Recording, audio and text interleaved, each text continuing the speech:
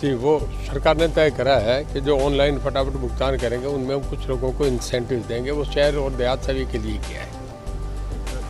अभी हमारा March two मार्च होता है। मेरा अपना अंदाजा है कि अगले मार्च टू मार्च में ये 14 से नीचे चला जाएगा। कितना अभी हमारा 14.5 है, वो है पिछले 31 मार्च का। अब मार्च पे इस महीने हमारे खासा जो रेट हुआ है उससे लाइन लॉस और कम हुआ है, लोग कनेक्शन जोड़ते आ रहे हैं। मेरा अंदाजा है कि ये 14 से नीचे जाएगा। कितना वो मैं आपको एग्जैक्ट मार्च में बताऊँगा।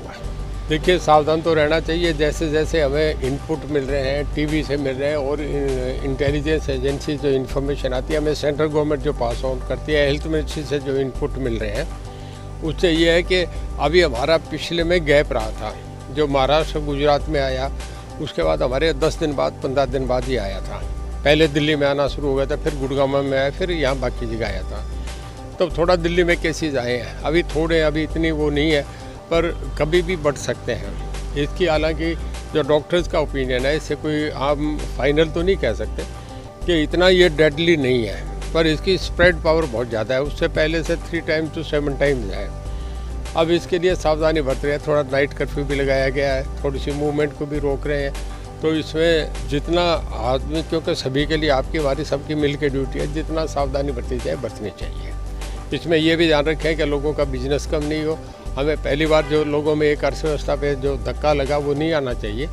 जितने तक हम चला सकें इतने तक अपना सब काम चलाएं। जब दिखे कि ज़्यादा इसका बढ़ रहा है तो फिर हमें वैसे ही एज पर सिचुएशन हमें अपने फैसले लेने चाहिए। मैं समझता हूँ बड़ा मैच्योर्ड फैसला है कि 18 से जब लड़की 21 साल की होती है तो वो मेंटली भी मैच्योर हो जाती है, फिजिकली भी वो मतलब जो उसका एक परिपक्वता बननी चाहिए वो हो जाती है। तो मैं समझता हूँ कि अच्छा डिसीजन है कि इन दिनों में जब कोल की दिक्कत थी तो हरियाणा के थर्मल पावर जो थे उनमें कोलों में जो थर्मल थे वो चले नहीं। क्या अगर उनमें क्या कारण था कि उनमें कोयला नहीं था? अगर कोयला नहीं था तो उन अधिकारियों ने जो इसके लिए जिम्मेदार थे उनके खिलाफ क्या कार्रवाई की गई? उस पर मैंने जवाब दिया था उसमें कि हमारे यहाँ ये नहीं था, क्योंकि उन दिनों में भी जब ये कोल की शॉर्टेज थी तब भी मैंने मीडिया में एक बयान दिया था कि हमारे यहाँ कोई दिक्कत नहीं है। ये पंजाब, हरियाणा और राजस्थान, पंजाब में, गुजरात में और राजस्थान में था। हमारे यहाँ तब भी था। 25 दिन का कोयला जो होता है वो स्टैंडर्ड होता है कि 25 दिन तक अगर कहीं भी नहीं मिले तो रैक नहीं है तो भी 25 दिन चलता है। हमारे पास कोयला 25 दिन का था। उसके बाद हमारे चीफ मिनिस्टर ने, सीएम साहब ने कोल मिनिस्टर से और रेलवे मिनिस्टर दोनों से बात कर ली। हमारे अगले रैक भी आगे थे। तो वो 1 हफ्ते की शॉर्टेज सारे देश में थी।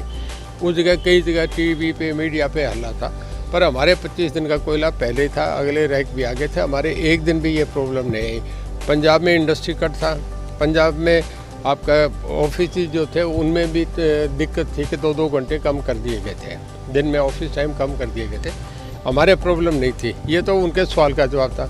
फिर वो कहती है कि उन दिनों में बिजली का घाटा कितना हुआ, कितनी आपने महंगी खरीदी, 18 रुपये, 20 रुपये, 22 रुपये, उसके लिए सरकार क्या जवाब दे कि लोगों पे बोझ पड़ा क्या।